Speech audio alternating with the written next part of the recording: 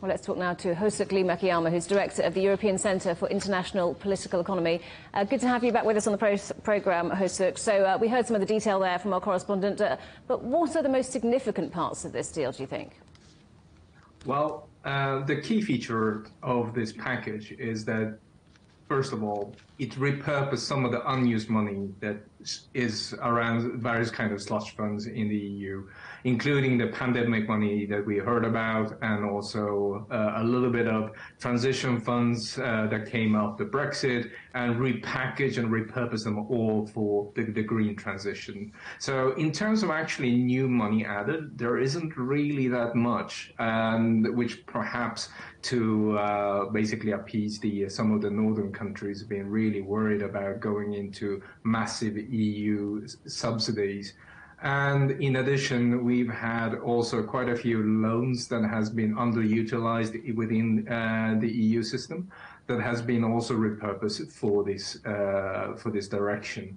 And there are a couple of unclear ideas that has been really being fleshed out. We heard previously now from the reporter here about the sovereign wealth fund, and this is something that we normally associate perhaps with petro economies in the Gulf or Southeast Asia. But the whole idea around having a European sovereign fund that can actually go and invest in individual companies has been floating around for a while, and also trying to address some of the capital shortages through a capital markets union, which has been on the drawing for at least 2 decades. So in short, this is really a question about, well, never waste a good crisis and trying to do what you were planning to do anyway. And one of them is actually not on an EU level, because if you look at many of the features of the, well, first of all, the IRA in the United States, but also other kind of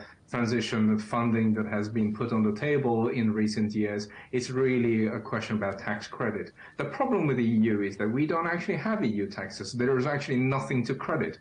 So we are going to turn a blind eye to well, state aid and tax credit that's done on a member state level, and this is one of the strongest features of the European single market. So all in all, not so much of a package that we would have perhaps believed. And you mentioned the IRA there in the United States, and this deal's been designed in part to counter that, and also China. Does it do that? Well, I would say it's almost entirely in response to the US IRA rather than anything else. I mean, if you look at the race with China is really known. This is a fact of life that Europe has been living with for the last 20 years.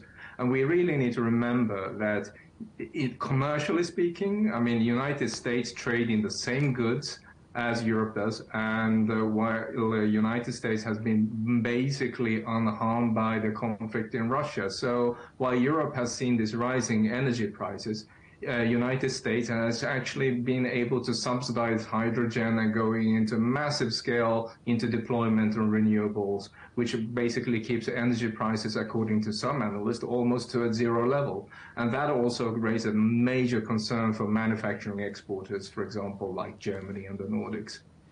And the EU's Ursula von der Leyen said that this plan is designed to level a global playing field. But as we heard from our correspondent, some EU countries will be able to spend more on green subsidies rather than others. There can't really be a level global playing field, can there?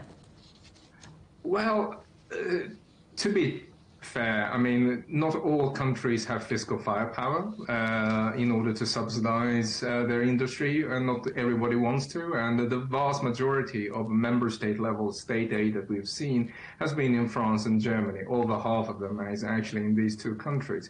But if you looked at the middle powers of the world, for example, like Nordics and Italy and Eastern Europe, they don't have the same means to subsidize their industry in the same effect. So maybe you could say that there might be a global playing field, but there's certainly not a European regional level playing field.